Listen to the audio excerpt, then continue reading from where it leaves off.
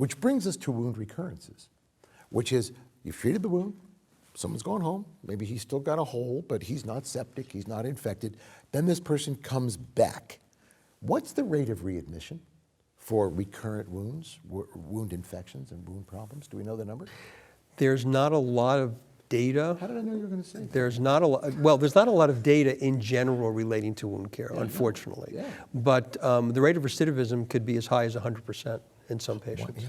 And what's the impact on, because of readmission, because of improper treatment and then wound reopening and reinfecting? Do we know that? We don't. Say that too? But it's larger than we expect. That is for sure. After this, I expect it to be quite large. So maybe we'll alter that statement. But Absolutely. This is a very scary panel. This is a huge problem. No, seriously. It's a huge problem without a lot of data because we haven't been looking at it perhaps long enough and perhaps not properly.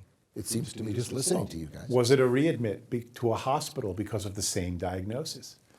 Well, CMS has got its hand in that, for sure. So how reliable is the data on Or readmit? maybe they're not going to admit to it. Is that what you're implying?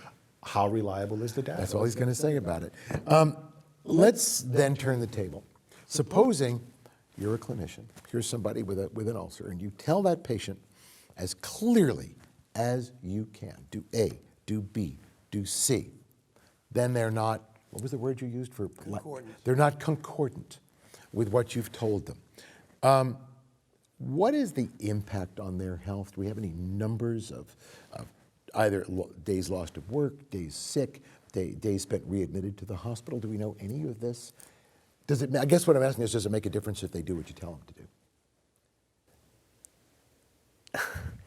My answer again will be it depends Okay. on the individual. Some people are meticulous, others are not. I mean, sometimes it's just a matter of wearing an appropriate diabetic shoe gear and an appropriate insert and making sure that you're wearing them appropriately, that you're seeing your primary care doctor on a regular basis, that you're seeing your podiatrist and your ophthalmologist or optometrist on a regular basis. All of these things obviously play into the situation. Any suggestions in the art of medicine to help get patients to do more of what you'd like them to do?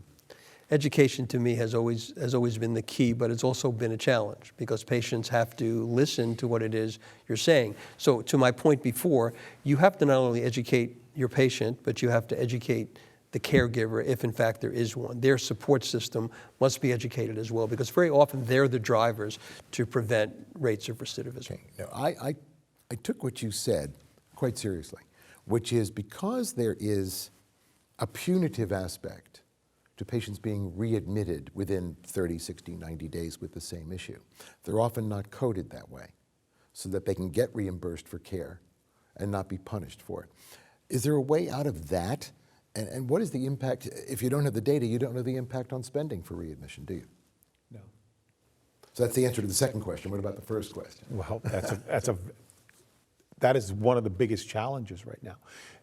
Do we have appropriate mechanisms in place that will incentivize accurate coding or accurate I think patients are tracking? released too soon.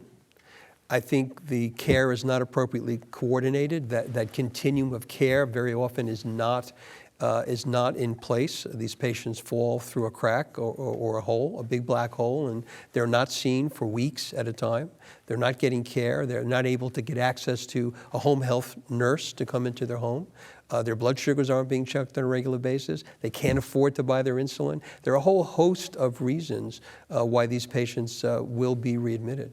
All right. And on the pressure ulcer subset of these wounds, you have a double-edged sword. So if the pressure ulcer isn't recognized at the point of admission to an inpatient setting, the facility will actually not be reimbursed, but will be penalized because it's considered a hospital-acquired condition. Sure. No good by deed goes Medicare. unpunished here. Right. So what do? Do you code it or don't you, right? Yeah. See, I know what's going on in many, many hospitals because I talk to folks. On admission, that patient is examined microscopically. This red spot, this ulcer was present on admission so that we can now bill for it. Not our institution. We have at least one crack at this. But in order to improve compliance with all kinds of wound care protocols, CMS is not going to pay if you come back, right, with the same condition 60 days later, 90 days later. And to some degree, although well-intentioned, I'm getting a sense from you that that's shooting the hospital in the foot, if you will. That's a terrible analogy, but take it and run with it. Particularly if you have podiatrists in the room. Yes, I understand. Okay, but it's self-defeating. How's that? Yeah, I would agree.